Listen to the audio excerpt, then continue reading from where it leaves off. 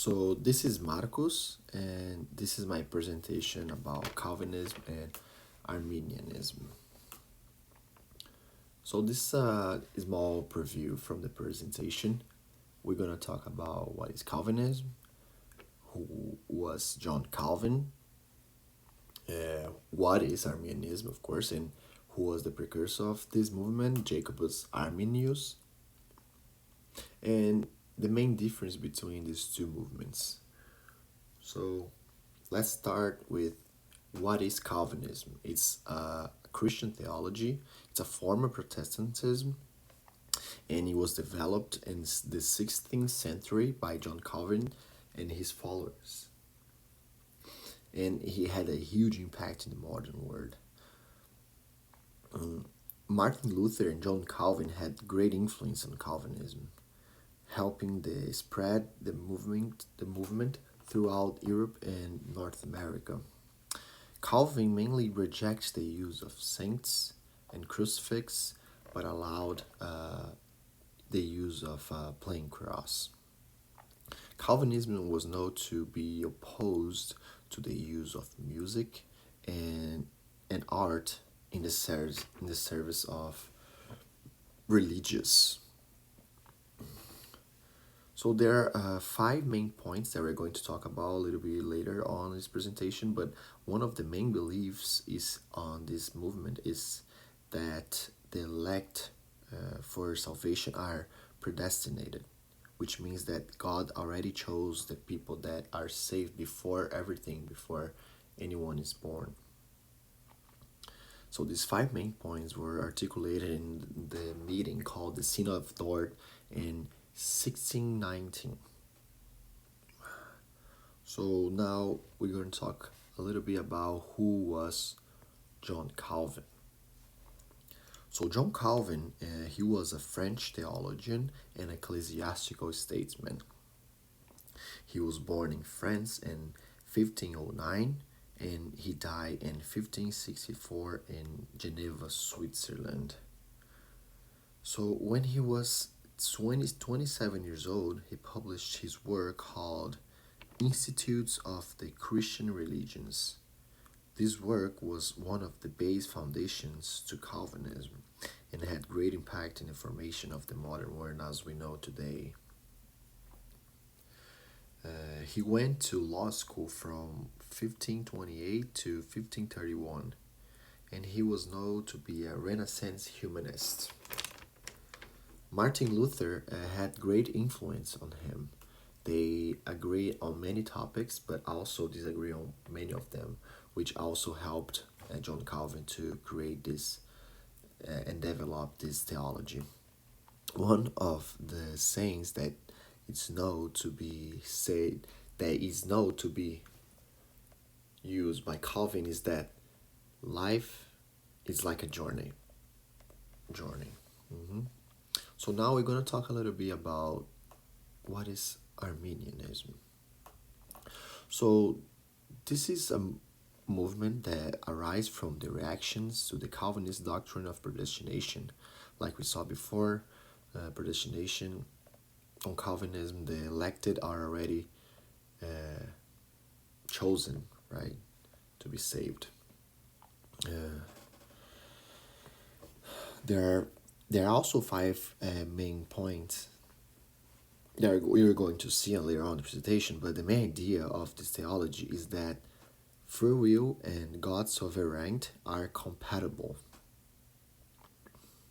Of course, this movement was named by Jacobus Arminius, and he helped develop and disseminate this theology, this way of thought.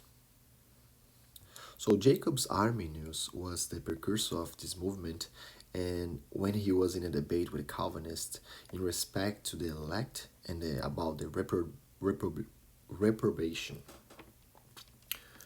Arminius believed that God's love was determinative to salvation of humans. So there are also 5 points in the movement, and they were articulated in a Remonstrance in 1610 and it was signed by 45 ministers at the time. So, who was Jacob Arminius? He was born in 1560 in Netherlands, and he died in 1609 in Leiden, Netherlands. He was a theologian and minister of the Dutch Reformed Church. He went to universities in Leiden, Basel, and Geneva. And in 1603, he started teaching in Leiden until he died. Arminius had affirmed his belief in the Calvinism view on predestination before, but gradually he changed his mind for thinking that predestination did not give man space to exercise free will. And also he ended up believing that man could be saved through faith.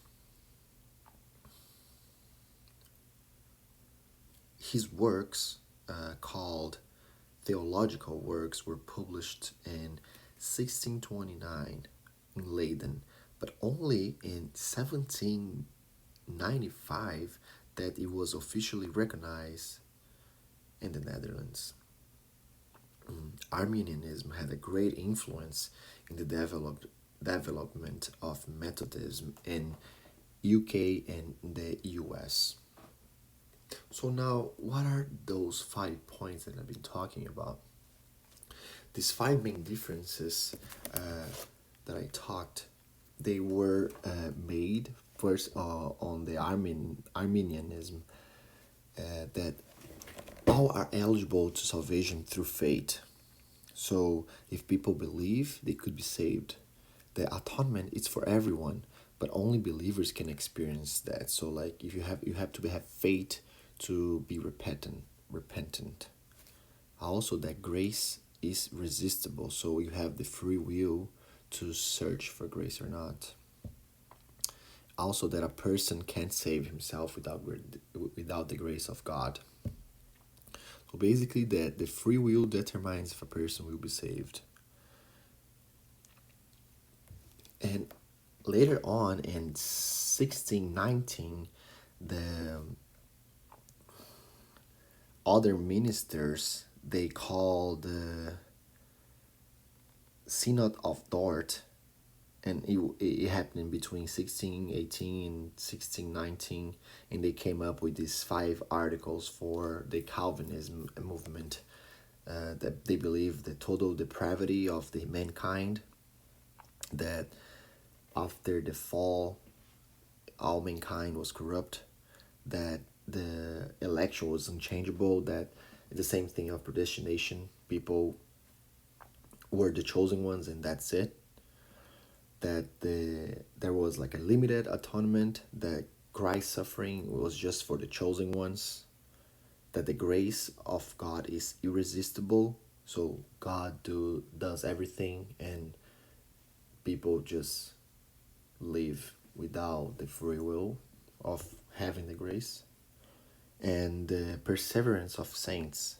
meaning that even if the elect do something wrong, salvation will still happen for them because they are the elected ones.